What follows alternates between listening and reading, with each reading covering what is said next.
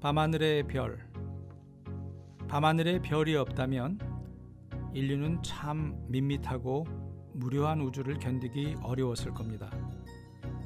요즘 웬만한 시골에 살지 않는다면 휘황찬란한 도시의 불빛 때문에 온전한 별자리 구경이 쉽지는 않은 것 같습니다. 2016년 여름이었죠. 운이 좋게도 저는 국방사절단의 일원으로 몽골을 방문할 기회가 있었습니다.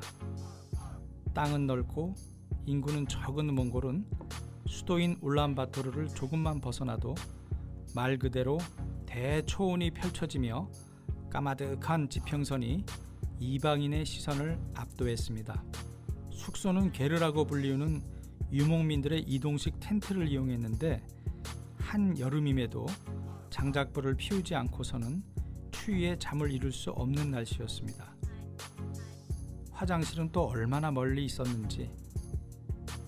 그런데 화장실을 가려고 게르문을 나서서 몇 발짝 뛰었을 때 무언가 복잡해 보이는 하늘이 눈에 들어왔습니다. 세상에나. 저는 하늘에 별이 저렇게 많을 수 있다는 것에 깜짝 놀랐습니다. 정신이 번쩍 들면서 쏟아지는 별들 아래 한참을 서 있었습니다.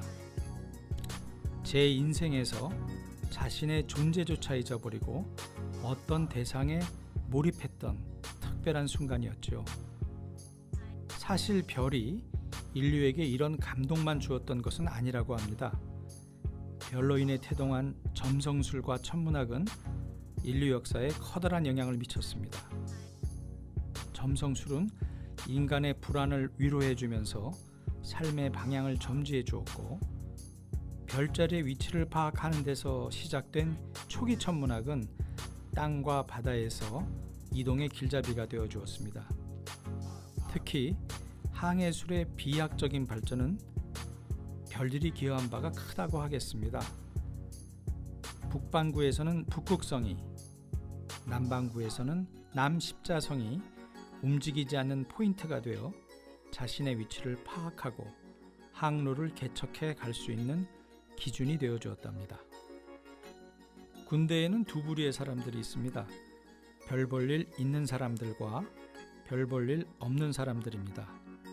근무하는 부대가 어디냐에 따라서 장성급 지휘관이 지휘하지 않는 부대들은 별 볼 일이 거의 없습니다.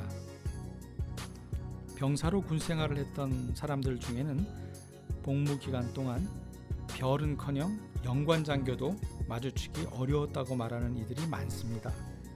군대에서 별은 그만큼 희소성이 높은 계급입니다.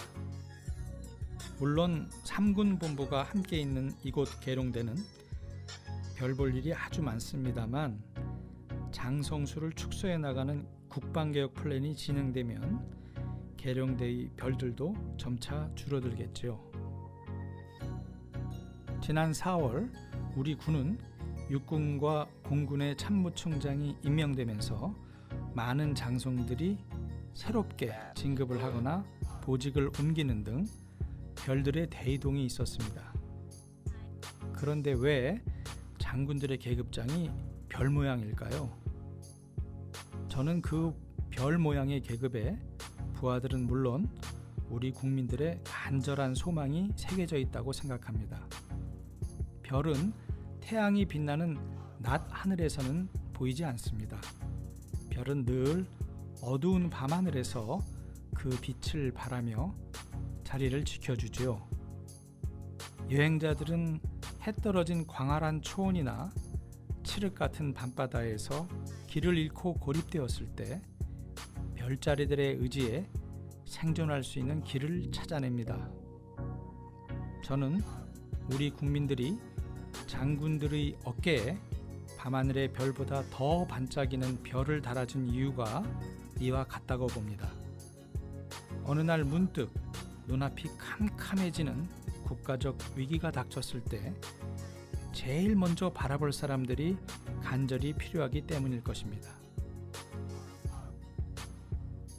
새로 공군의 수장이 되신 원인철 총장님의 취임을 축하하며 별자리 이야기가 들어있는 노노 위정편의 한 구절을 총장님을 비롯한 우리 지휘관들에게 소개하고 싶군요.